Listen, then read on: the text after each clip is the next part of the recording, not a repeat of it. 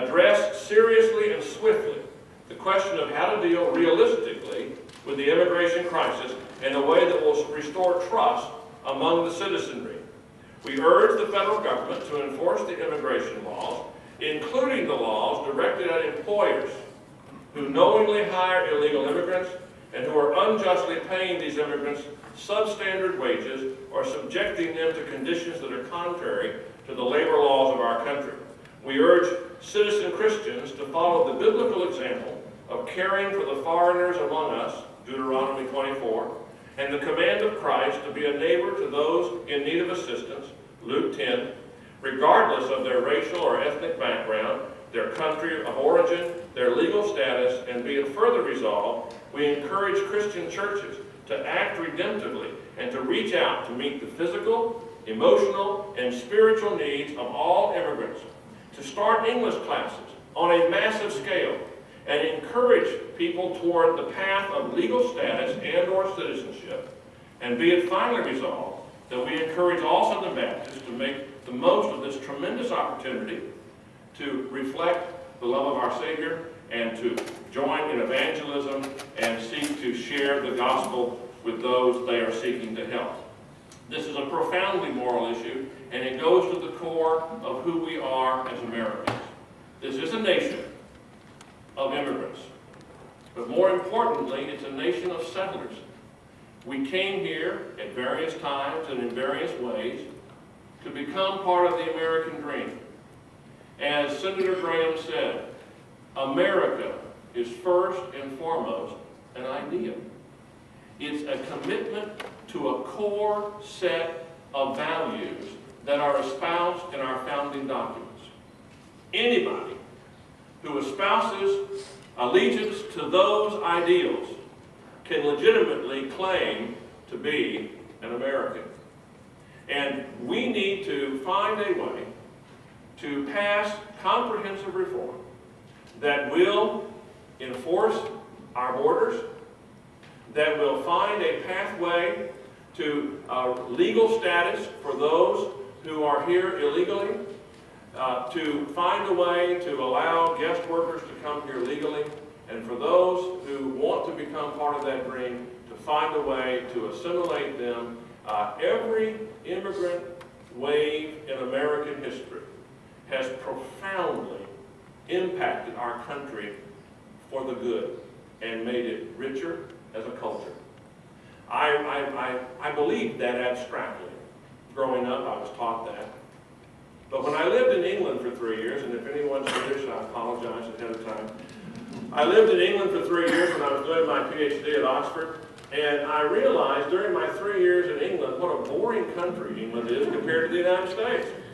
And the reason is because of the rich tapestry of what the immigrant communities have contributed to our culture. The Italian Americans, the Irish Americans, the Polish Americans, the African Americans, even the forced migration of African Americans has been a rich blessing to our country. As someone who comes from the South, I mean, you know, what makes our cuisine so delightful is what came from Africa.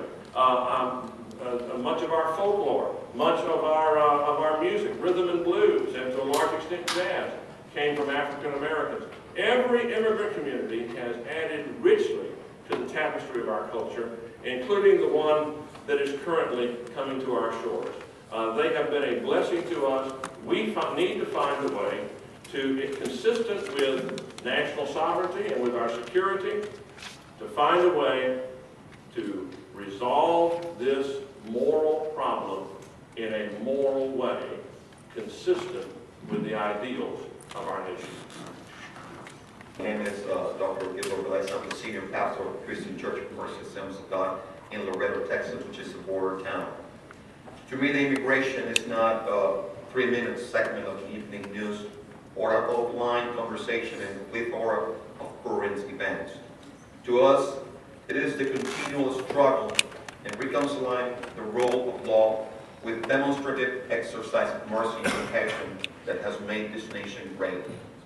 Accordingly, we, as a nonpartisan Hispanic evangelical leaders in churches concerned about the issue of immigration and the current polarization of our society, call upon the Congress to pass comprehensive immigration reform legislation.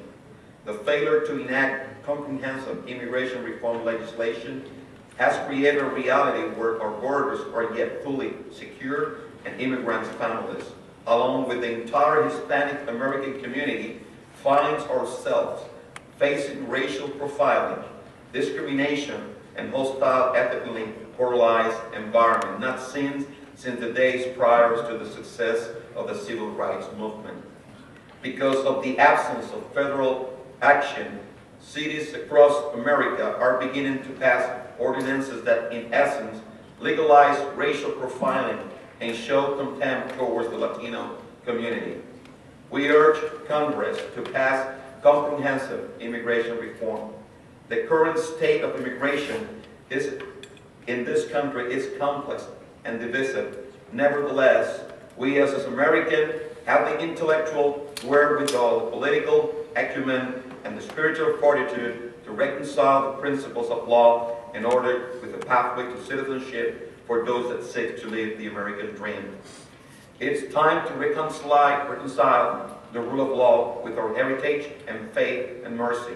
It's time to bring this country together, protect our borders, stop illegal immigration, and provide a current pathway to citizenship in order for all of us to experience the fullness of the American dream.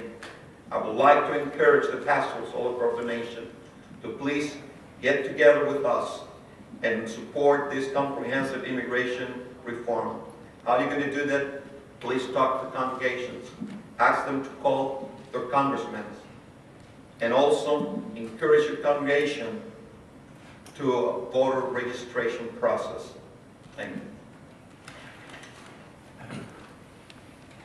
Thank all of our participants this morning, and we'd be glad to answer some questions, or you can direct your questions. Senator, can you describe for us the state of negotiations between Republicans and Democrats in Congress? And what is the position of the White House at this point vis-a-vis the House Republicans and the emerging consensus on the Hill? Well, I think if you want the White House position, it's best to hear from them.